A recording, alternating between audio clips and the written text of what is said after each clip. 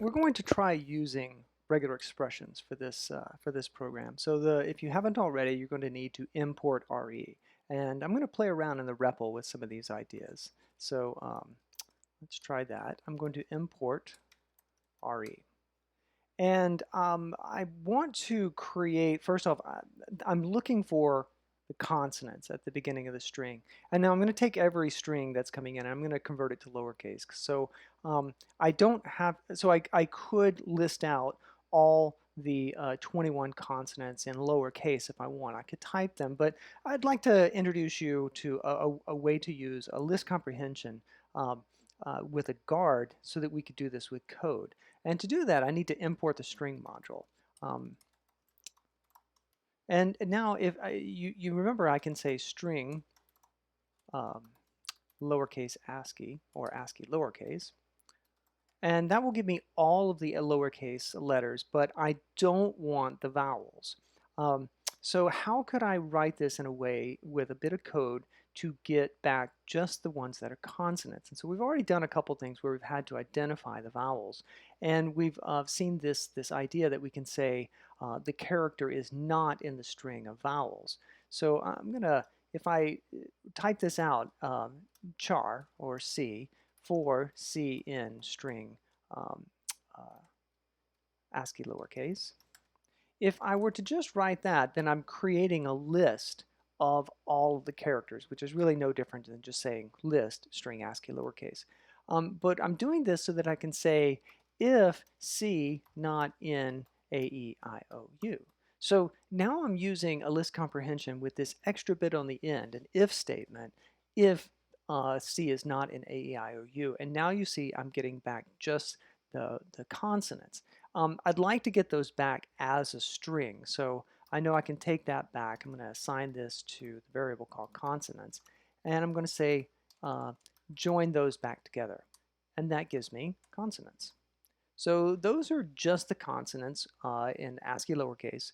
And that was how I can use a list comprehension plus a guard to filter those out.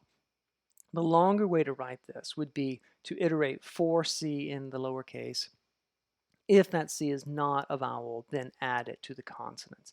So you see that for loop and a list comprehension, again, they're very similar. Again, with the idea that we're trying to create a new list, a list comprehension really is the better tool to use here.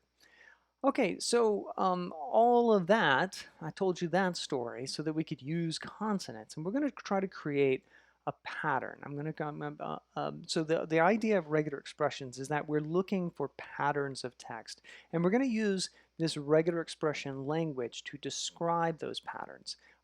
If I want to use a regular expression to literally find a character, I just put it in as a character. But if I want to say any of these characters, I can put those characters in square brackets to create what's called a character class. So I'm going to here define this pattern that is going to be a literal left bracket, square bracket. I'm going to add to it the consonants, and then I'm going to put a literal right bracket on the other side. And now my pattern looks like this. It's the square bracket plus all the consonants in the middle. Now, yes, I could have just typed that out, and that would have been just fine. I thought it was kind of fun to use the list comprehension version, though. Obviously, another way that I could type that would be to use an F string. I could put the consonants in brackets, and I can say F, and that will give me the exact same output. So this is the pattern that we're looking for at the beginning of our text. So let's say our text here is going to be equal to the word chair.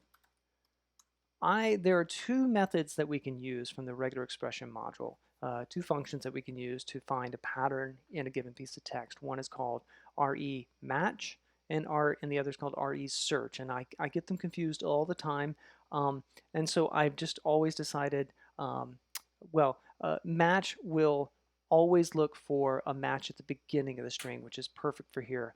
Normally I decide to use the re-search method and just add my anchors to the pattern if I want to do that. For this exercise, we're going to use re-match because it's going to start matching the pattern at the beginning of the text, which is exactly what we're looking for here. So if I say RE match on, I'm looking for the pattern comes first, and I have to tell it what I'm looking in, so the text, and that will return a match object if it is successful. So for instance, if we were to say look for this in the empty string, it doesn't appear to return anything. If we ask what is the type of that, it actually returns the none.